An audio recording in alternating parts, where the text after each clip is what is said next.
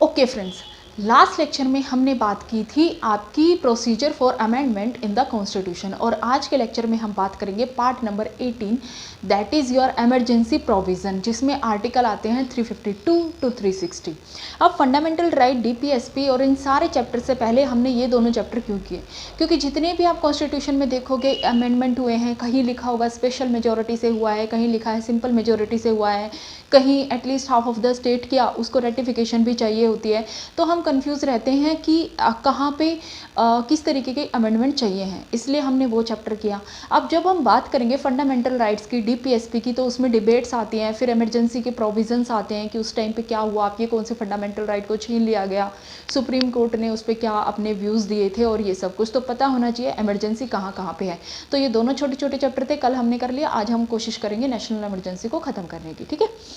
तो देखो सबसे पहले क्या है कि अगर हम बात करें तो हमारे इंडिया में जो कॉन्स्टिट्यूशन का कैरेक्टर है that is federal in nature. क्यों? क्योंकि स्टेट्स के लिए प्रोविज़न है, सेंटर के लिए प्रोविजंस हैं, दोनों की अलग पार्ट्स डिसाइड की गई हैं कि किस मैटर पे स्टेट लॉ बना सकता है, किस पे सेंटर लॉ बना सकता है। लेकिन ऐसा देखा गया जब जब पार्टीशन हुआ था, तो जो आपकी कॉन्स्टिट्यूशन बनाने वाले जितने भी लोग थे, तो उन्होंने ये चीज़ महसूस की कि ऐसा हो सकता है कि ऐसे सर्कमस्टांसेस आ जाए जब हमें स्ट्रॉन्ग सेंटर की ज़रूरत पड़े, और इसलिए आपको इमरजेंसी के प्रोविज़न बनाए गए। ठीक है, अगर बात करें हम कि कितने टाइप की आपकी इमरजेंसी होती है, तो इमरजेंसी आपकी 3 टाइप की होती है, नेशनल इमरजेंसी, स्टेट इमरजेंसी और फाइनेंशियल इमरजेंसी। नेशनल इमरजेंसी की अगर हम बात करें तो नेशनल इमरजेंसी का प्रोविज़न दिया गया है आपके आर्टिकल नंबर 352 में, वहीं स्टेट इमरजेंसी का प्रोविज़न दिया गया है आर्टिकल नंबर 356 में, और फाइनेंशियल इमरजेंसी का आपका प्रोविज़न दिया गया है आर्टिकल नंबर 360 में। ठीक है, बट क्योंकि यूपीएससी आपसे आजकल इस तरीके के क्वेश्चंस पूछ रहा है कि कॉन्स्टिट्यूशन में पर्टिकुलर वर्ड मेंशन है या नहीं है, तो आपको पता होना चाहिए कि आपके आर्टिकल नंबर 356 में आपका वर्ड स्टेट इमरजेंसी, या फिर हमें जिसे आम भाषा में राष्ट्रपति शासन या प्रेसिडेंशियल रूल कहते हैं, ये मेंशन नहीं है, बल्कि क्या है, फेलियर ऑफ कॉन्स्टिट्यूशन मशीनरी, ये पर्टिकुलर वर्ड दिया गया है। यानी कि अगर यूपीएससी आपसे पूछे कि इमरजेंसी जो वर्ड दिया गया है वो 352, 356, 3 और 360 तीनों आर्टिकल में दिया गया है, तो वो स्टेटमेंट क्या हो जाती है, गलत हो जाती है, क्योंकि फाइनेंशियल इमरजेंसी को आपके कॉन्स्टिट्यूशन में फाइनेंशियल इमरजेंसी ही लिखा गया है। वहीं जो 352 आर्टिकल है वहाँ पे नेशनल इमरजेंसी जैसा कोई वर्ड नहीं है, बल्कि क्या है, प्रोक्लेमेशन ऑफ इमरजेंसी। इसका मतलब क्या है, नेशनल इमरजेंसी अगर यूपीएससी बोलता है कि the constitution of India is declared national emergency in article 352, तो वो स्टेटमेंट गलत हो जाएगी, क्योंकि नेशनल इमरजेंसी नहीं, वो बोलता है प्रोक्लेमेशन ऑफ इमरजेंसी। तो ये चीज़ें ध्यान देनी है, आपके बेयर एक्ट में क्या लैंग्वेज है इसका आपको पता होना चाहिए। तो अब डिस्कस कर लेते हैं हम proclamation of emergency, that is your article number 352। सबसे पहले बात आती है कि इमरजेंसी का जो प्रोविज़न है वो कितने तरीक़ों से लागू हो सकता है, यानी बेस क्या होगा। तो आपके ओरिजिनल कॉन्स्टिट्यूशन में भी 3 आधार दिए गए थे, that is your war, external aggression और इंटरनल डिस्टर्बेंस, यानी युद्ध, आंतरिक अशांति और बाह्य आक्रमण, अगर मैं इसको हिंदी में बोलूँ तो। ठीक है, उसके बाद क्या हुआ, जब 1975 में इंदिरा गांधी की सरकार ने आपकी इमरजेंसी लागू की, नेशनल इमरजेंसी लागू की, वो भी किस पे, इंटरनल डिस्टर्बेंस के बेस पे। ठीक है, तो क्या हुआ उसमें, उसके बाद जब जनता पार्टी की सरकार आई, उन्होंने चुनाव में ये वादे किए कि हम आते ही ये प्रोविज़न चेंज कर देंगे, और जो उन्होंने किया bye 44th constitution amendment act 1978। ठीक है, एक सेकेंड, और उसके बाद उन्होंने क्या किया था, उसके बाद उन्होंने आपकी कॉन्स्टिट्यूशन में इंटरनल डिस्टर्बेंस की बजाय एक वर्ड लिख दिया, वो था आपका, क्या था, इंटरनल की बजाय एक्सटर्नल आर्म रिबेलियन, यानी कि जब तक आप सशस्त्र विद्रोह नहीं करोगे तब तक कि आपकी नेशनल इमरजेंसी नहीं लागू हो सकती। और आधार क्या है नेशनल इमरजेंसी को लागू करने का, नेशनल इमरजेंसी के लिए 3 बेस दिए गए, और साथ ही साथ ये बोला गया कि प्रेसिडेंट के सेटिस्फेक्शन के आधार पर national emergency in particular 3 basis पे लागू होगी। इसका मतलब क्या है, यानी प्रेसिडेंट सिर्फ इस बात से सहमत होना चाहिए कि ऐसी कंडीशंस आ गई है जिसके लिए कि आपको नेशनल इमरजेंसी लगानी पड़ेगी। अब देखा जाए तो प्रेसिडेंट आपका नॉमिनल हेड होता है, रियल हेड नहीं है। तो प्रेसिडेंट की सहमति से सीधा सा मतलब क्या है, या प्रेसिडेंट की सेटिस्फेक्शन से सीधा सा मतलब है आज के टाइम पे काउंसिल ऑफ मिनिस्टर्स, बट उस टाइम पे नहीं था। उस टाइम पे प्रेसिडेंट की सेटिस्फेक्शन का मतलब प्रधानमंत्री की सेटिस्फेक्शन से होता था। इसलिए इंदिरा गांधी ने बिना काउंसिल ऑफ मिनिस्टर्स से सलाह किए आपकी इमरजेंसी लागू कर दी थी। तीसरा है कि इमरजेंसी किसी भी इमरजेंसी भारत में के किसी भी क्षेत्र पे लागू हो सकती है। ठीक है, तो देखो सबसे पहले क्या है कि अगर मैं बात करूं तो हमने देख लिया satisfaction of president. Satisfaction of president का मतलब होता है आपके प्राइम मिनिस्टर उस टाइम पे और आज के टाइम पे काउंसिल ऑफ मिनिस्टर्स। अब एक प्रोविज़न आता है जुडिशल रिव्यू। जैसे अमेंडमेंट में करते हुए कल हमने एक बात नोट की थी कि अमेंडमेंट 2 तरीके से हो सकता है, इनफॉर्मल और फॉर्मल, जिसमें इनफॉर्मल वे में एक कॉन्स्टिट्यूशनल कन्वेंशन का प्रोविज़न था। अब वो यहाँ पे कैसे यूज़ होता है वो भी देख लेते हैं। देखो जुडिशल रिव्यू का मतलब होता है कि जब भी आपकी पार्लियामेंट से कोई एक्ट पारित होता है तो आप उस जुडिशरी उसको देख सकती है कि क्या वो पर्टिकुलर एक्ट ठीक है या नहीं है, कहीं वो आपके फंडामेंटल राइट को वायलेट तो नहीं कर रहा, या basic structure of the constitution के अगेंस्ट तो नहीं जा रहा, या ऐसी पावर नहीं दे रहा पार्लियामेंट को जो कि अनलिमिटेड इन नेचर हो। ठीक है, तो अगर जुडिशल रिव्यू की बात करें तो आपकी कॉन्स्टिट्यूशन में इमरजेंसी के प्रोविज़न से लेकर ऐसा कुछ नहीं लिखा था कि जुडिशल रिव्यू हो सकता है या नहीं हो सकता है, कि प्रेसिडेंट की जो सहमति वर्ड वहाँ पे लिखा है तो प्रेसिडेंट की सहमति कि कहीं उसके आधार गलत तो नहीं है, इसका जुडिशल रिव्यू हो सकता है, ऐसा कॉन्स्टिट्यूशन में नहीं लिखा था। लेकिन 1964 में आपके माखन सिंह केस होता है और उसमें जब कॉन्स्टिट्यूशनल बेंच को पास जाता है मैटर, तो कॉन्स्टिट्यूशनल बेंच के कुछ जो आपके जजेस होते हैं वो ये डिसाइड करते हैं और ये बोलते हैं कि हाँ सेटिस्फेक्शन ऑफ द प्रेसिडेंट, इस बात का भी जुडिशल रिव्यू हो सकता है। अब इंदिरा गांधी तो इंदिरा गांधी है, उन्होंने क्या किया 42nd कॉन्स्टिट्यूशन अमेंडमेंट कर दिया और 352 में ही एक प्रोविज़न जोड़ दिया गया और ये लिख दिया गया कि प्रेसिडेंट की सेटिस्फेक्शन है इस चीज़ में कि प्रेसिडेंट ने किस आधार पर प्रेसिडेंट सेटिस्फाई है, इसका जुडिशल रिव्यू कोर्ट नहीं कर सकता। बट कोर्ट में ये मैटर जाने से पहले ही 44th कॉन्स्टिट्यूशन अमेंडमेंट हुआ जनता पार्टी के द्वारा और उन्होंने इस प्रोविज़न को हटा दिया गया। यानी अब क्या है, अगर आपसे पूछा जाए कॉन्स्टिट्यूशन में ये लिखा है तो नहीं लिखा है, लेकिन कॉन्स्टिट्यूशनल कन्वेंशन से ये चीज़ साबित हो गई है और ये अब आज के टाइम पे आधारित है कि जुडिशल रिव्यू प्रेसिडेंट की सेटिस्फेक्शन का हो सकता है। ठीक है, दूसरा क्या है कि अब प्रेसिडेंट की सेटिस्फेक्शन का अब जो इमरजेंसी है उसका आपका प्रोसीजर क्या होगा। ठीक है, तो देखो हमने देखा 3 आधार पे हो सकता है, प्रेसिडेंट के सेटिस्फेक्शन से हो सकता है, उसके बाद इंडिया पे किसी भी स्टेट किसी भी क्षेत्र पे पर्टिकुलर क्षेत्र पे भी वो लागू हो सकता है। तो अब देखो सबसे पहले क्या है, क्योंकि जब इमरजेंसी आई थी तो इंदिरा गांधी ने बिना काउंसिल ऑफ मिनिस्टर की परमिशन से उनकी सहमति लिए बिना ही इमरजेंसी को लागू करा दिया था जब उनके इलेक्शंस के रिजल्ट को नल एंड वॉइड घोषित किया गया था। तो क्या हुआ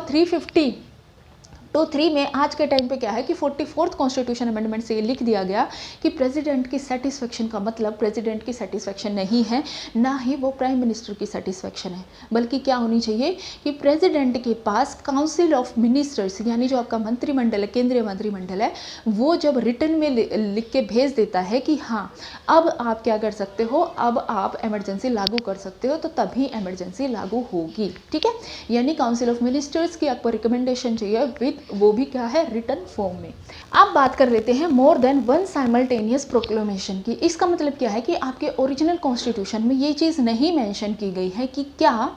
जो इमरजेंसी है एक ही टाइम पे एक इमरजेंसी होगी या मल्टीपल इमरजेंसी हो सकती हैं। तो 38th कॉन्स्टिट्यूशन अमेंडमेंट में इंदिरा गांधी की सरकार ने क्या किया कि अगर एक इमरजेंसी लग रही है और ऐसी सिचुएशन आ जाती है कि दूसरी इमरजेंसी लगाने की ज़रूरत पड़े तो साइमल्टेनियसली डिफरेंट काइंड की इमरजेंसीज जो हैं वो लग सकती हैं। ठीक है, अब आ जाती है बात की टेरिटोरियल एक्सटेंशन की। आपका आर्टिकल 352 कहता है कि इमरजेंसी भारत के किसी भी क्षेत्र में लागू हो सकती है, बट कहाँ पे, क्या वो पूरी टेरिटरी ऑफ इंडिया में लागू होगा, या अगर पर्टिकुलर स्टेट में ऐसी सिचुएशन आ रही है इमरजेंसी लगाने की वहाँ पे होगा, या स्टेट के अंदर भी किसी पर्टिकुलर एरिया में लगाने की बात हो रही है तो वहाँ पे होगा। तो देखो 42nd कॉन्स्टिट्यूशन अमेंडमेंट से लिख दिया गया कि जो प्रोक्लेमेशन ऑफ एनर्जी है वो इंडिया पे और इंडिया के या तो पूरे भारत पे या भारत के किसी पर्टिकुलर क्षेत्र पे भी भी हो सकती है प्रेसिडेंट की सेटिस्फेक्शन से, ठीक है। और इस पे लागू क्या होगी कि कौन डिसाइड करेगा, इसको प्रेसिडेंट डिसाइड करेगा कि पूरे देश पे लागू करना है या किसी पर्टिकुलर एरिया पे लागू करना है। अब बात आ जाती है अप्रूवल की कि जो इमरजेंसी है वो कैसे अप्रूव होती है, जिसके लिए आर्टिकल 352(4) और 352(5) जो है वो मैटर करते हैं। ओरिजिनल कॉन्स्टिट्यूशन में क्या था कि जो इमरजेंसी है उसको लागू करने के 2 महीने बाद आपको पार्लियामेंट से यानी लोकसभा और राज्यसभा दोनों से अप्रूव कराना पड़ता है।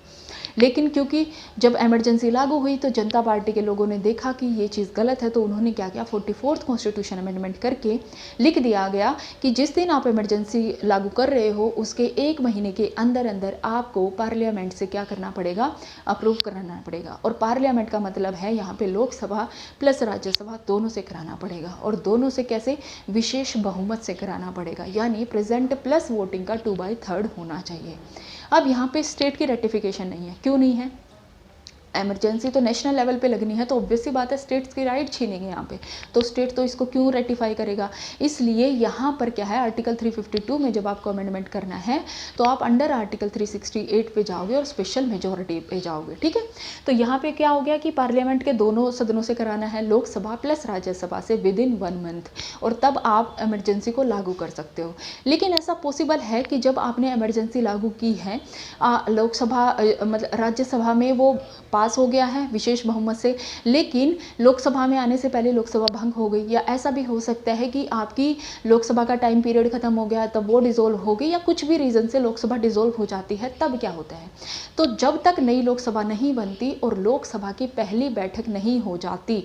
उसके बाद से 30 दिन तक का टाइम पीरियड दिया जाता है इमरजेंसी को लागू करने के लिए। मीन्स कि अगर नई लोकसभा चुन के आ गई है, उस दिन से नहीं, जिस दिन नई लोकसभा की पहली बैठक होती है उसके बाद से 30 दिन की अवधि इसके लिए चुनी जाती है, ठीक है। अगर वो उन्होंने पास कर दिया दैट मीन्स अप्रूव है, नहीं पास किया तो वो खत्म हो जाएगी। अब दूसरा आता है कि जब दोनों सदनों से वो पास हो जाती है तो कितने टाइम पीरियड के लिए रहेगी।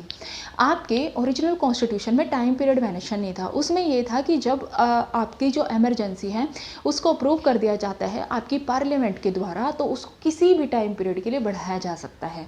लेकिन 44th कॉन्स्टिट्यूशन अमेंडमेंट 1978 से ये चीज़ लिख दी गई आपके कॉन्स्टिट्यूशन में कि नहीं, इमरजेंसी को एक टाइम पे आप 6 महीने के लिए ही लागू कर सकते हो, और अगर उसके बाद आपको इमरजेंसी को फर्दर आगे बढ़ाना है तो आप क्या करोगे, उसके बाद आप फिर से जाओगे पार्लियामेंट में, 6 महीने बाद फिर से आपको वो अप्रूव कराना होगा। अगर अप्रूव कर देती है तो फिर आप 6 महीने करके कितने भी टाइम पीरियड तक के लिए बढ़ा सकते हैं, ठीक है। तो अब हम क्या करेंगे, अब हम देख लेते हैं कि इमरजेंसी से रिलेटेड और कौन कौन से प्रोविजंस हैं। सो नेक्स्ट प्रोविजन क्या है कि revocation of revocation of emergency यानी इमरजेंसी को अब कैसे रिवोक किया जा सकता है।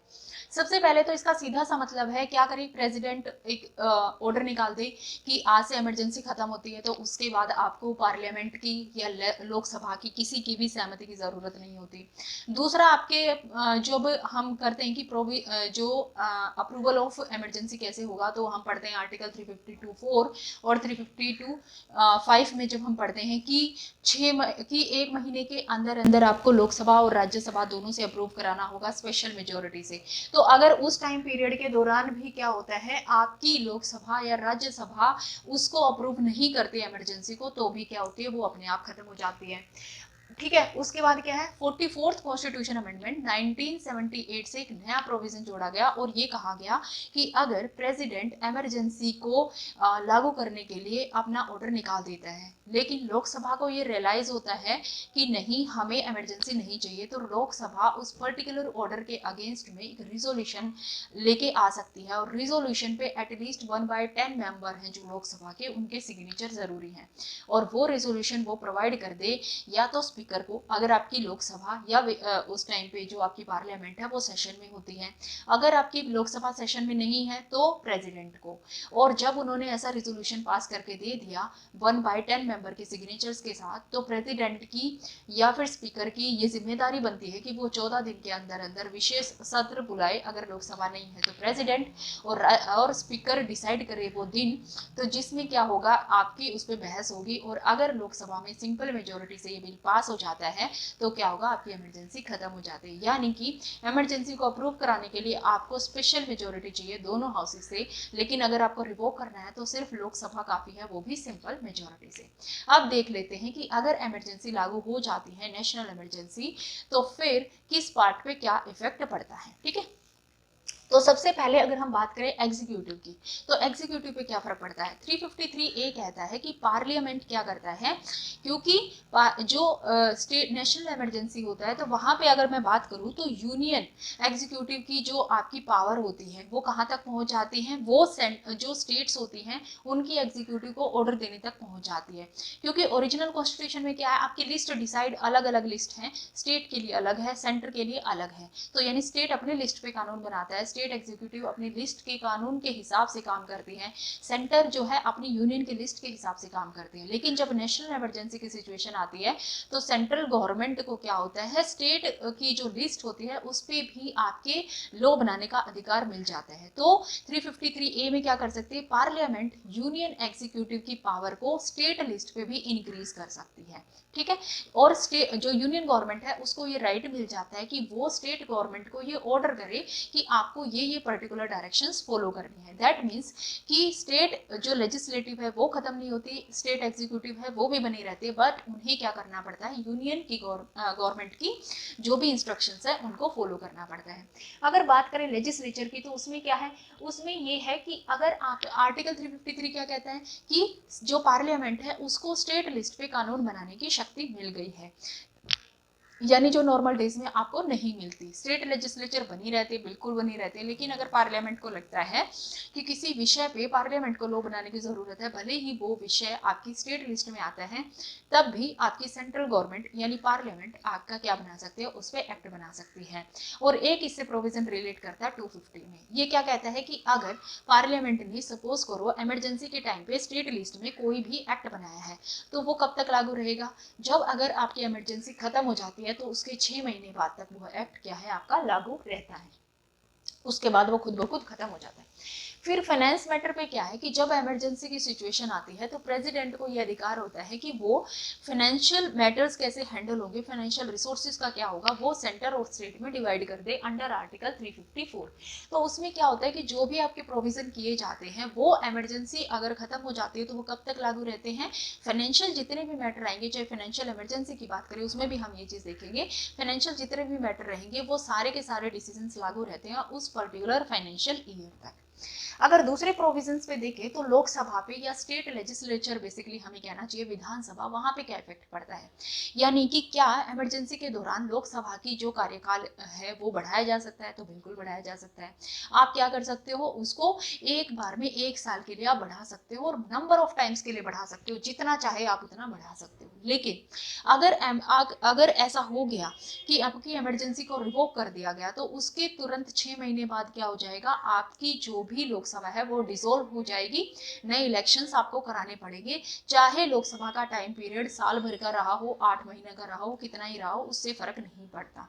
दूसरा, स्टेट लेजिस्लेचर यानी विधानसभाओं के साथ क्या होता है, क्या उनका टाइम पीरियड बढ़ सकता है, बिल्कुल बढ़ सकता है, उनका टाइम पीरियड भी 1 साल के लिए बढ़ सकता है। लेकिन एक खास बात यह है कि स्टेट लेजिस्लेचर का टाइम पीरियड बढ़ने के लिए भी आपको जो अप्रूवल है, अनुमोदन है, वो किससे चाहिए है, पार्लियामेंट से चाहिए है, वो स्टेट लेजिस्लेचर से नहीं चाहिए। फिर देख लेते हैं फंडामेंटल राइट पे, जैसे आर्टिकल नंबर 19 में क्या है, तो अंडर आर्टिकल 358 में क्या होता है कि जब भी इमरजेंसी की सिचुएशन लागू होती है 358 वो खुद ब खुद लागू हो जाता है, और जिसमें ये कहा गया है कि 19 के अंतर्गत दिए गए जो फंडामेंटल राइट्स हैं वो खुद ब खुद क्या हो जाते हैं, आपके उस टाइम पीरियड तक के लिए सस्पेंड हो जाते हैं जब तक ये इमरजेंसी की सिचुएशन बनी रहती है। ठीक है, उसके बाद आपका क्या हुआ कि 42nd कॉन्स्टिट्यूशन अमेंडमेंट किया गया। 42nd कॉन्स्टिट्यूशन अमेंडमेंट से ये चीज बोली गई कि अगर इमरजेंसी आप लगाते हो, और इमरजेंसी क्योंकि आपका आर्टिकल 352 कहता है कि इमरजेंसी जो है वो आपकी यूनियन टेरिटरी पूरी पे भी लागू हो सकती है, किसी पर्टिकुलर पार्ट पे भी लागू हो सकती है। तो 42nd कॉन्स्टिट्यूशन अमेंडमेंट से ये प्रोविजन किया गया इंदिरा गांधी सरकार द्वारा कि अगर किसी पर्टिकुलर पार्ट पे इमरजेंसी लागू होती है तब भी तब भी यूनियन गवर्नमेंट क्या कर सकती है या आपकी पार्लियामेंट क्या कर सकती है, वो दूसरे जो एरियाज में रहने वाले लोग हैं उनके फंडामेंटल राइट को भी छीन सकती है। यानी कि अगर ए जगह, अगर मान लो कि किसी पर्टिकुलर, जैसे यूपी में आपकी नेशनल इमरजेंसी उस टाइम पे लगी है, या फिर आपकी नॉर्थ ईस्ट इंडिया में लगी है या नॉर्थ इंडिया में लगी है, तो क्या होगा, साउथ इंडिया में भी, नॉर्थ ईस्ट इंडिया में भी, सेंट्रल इंडिया में भी आपके आर्टिकल 19 को सस्पेंड किया जा सकता है। उसके बाद जब आपकी जो इंदिरा गांधी गवर्नमेंट है, उन्होंने जब इसको नजायज तरीके से यूज किया, तो 44th कॉन्स्टिट्यूशन अमेंडमेंट से जनता पार्टी की सरकार ने ये प्रोविजन ऐड कर दिया और ये लिख दिया कि 19 आर्टिकल को सस्पेंड किया जा सकता है, लेकिन सिर्फ वॉर और एक्सटर्नल एग्रेशन जब होता है तो इन 2 कंडीशंस में। जो तीसरा आधार है आपका आर्म रिबेलियन, उसके आधार पर आप आर्टिकल 19 को नहीं छीन सकते। ठीक है। दूसरा है कि और दूसरे फंडामेंटल राइट पे क्या इफेक्ट पड़ता है, तो जिसके अंतर्गत आता है आपका आर्टिकल 359। अगर इमरजेंसी आती है, 358 पर खुद ब खुद इन्वोक हो जाता है, उसके लिए आपको प्रेसिडेंट की जरूरत नहीं पड़ती, उनके ऑर्डर की जरूरत नहीं पड़ती। लेकिन 359 में प्रेसिडेंट को ये ऑर्डर देना पड़ता है कि कौन कौन से फंडामेंटल राइट जो है आपके छीन लिए जाएंगे। अब जब इमरजेंसी की सिचुएशन आई तो उस टाइम पे क्या हुआ, प्रेसिडेंट ने ऑर्डर निकाला कि आपके आर्टिकल नंबर 14, आर्टिकल नंबर 21 और आर्टिकल नंबर 22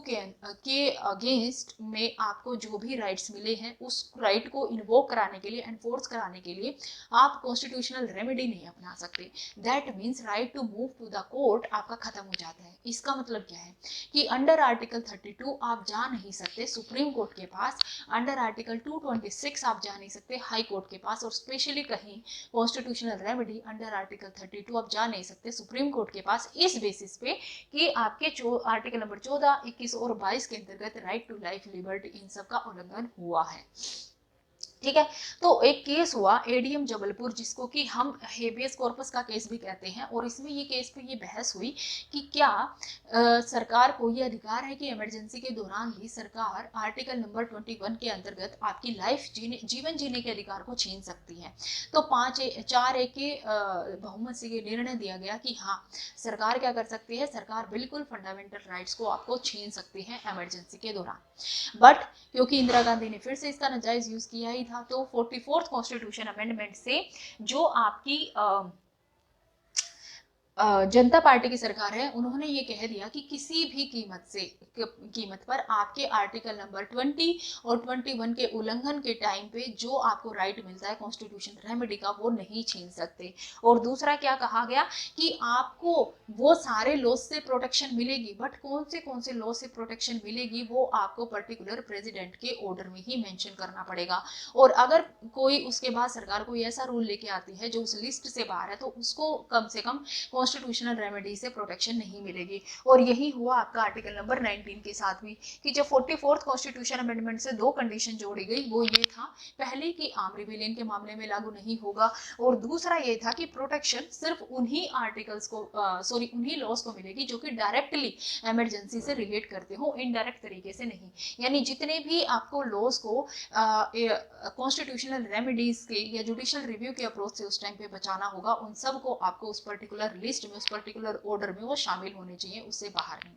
अब बात कर लेते हैं कि नेशनल इमरजेंसी कितनी बार अब तक लागू हुई है, क्योंकि आपकी यूपीएससी की ये टेंडेंसी रही है, वो दे देता है। जैसे पूछा था उन्होंने, पद्मा अवार्ड फर्स्ट टाइम पे 1954 में दिए गए थे, और इसी तरीके की पूछता रहता है। तो क्या है, आपकी नेशनल इमरजेंसी अब तक 3 बार लगी है। पहली लगी है आपकी इंडिया चाइना वॉर 1962 से 68 के टाइम पे, उसके बाद लगी आपकी 1971 में, यानी कि, और खत्म हुई है 1977, और उसके बाद आपकी इंटरनल डिस्टर्बेंस के आधार पर इमरजेंसी लग गई थी 1975 में। इसका मतलब इससे ये भी चीज साबित होती है, जब एक इमरजेंसी लगी होती है तो क्या दूसरी इमरजेंसी साइमल्टेनियसली लग सकती है, तो बिल्कुल लग सकती है। अब बच जाती है आपकी स्टेट इमरजेंसी, प्रेसिडेंशियल रूल जिसको कहें, या failure of constitutional machinery in the state अगर हम कहें, और दूसरा फाइनेंशियल इमरजेंसी। तो अब ज्यादा हो जाएगा, कल हम इनको करेंगे और 352 और 356 के जो प्रोविजंस हैं उनको साथ के साथ कंपेयर करेंगे। तो अगर आपको ये वीडियो पसंद आया तो हमारे चैनल को लाइक, शेयर और सब्सक्राइब करें।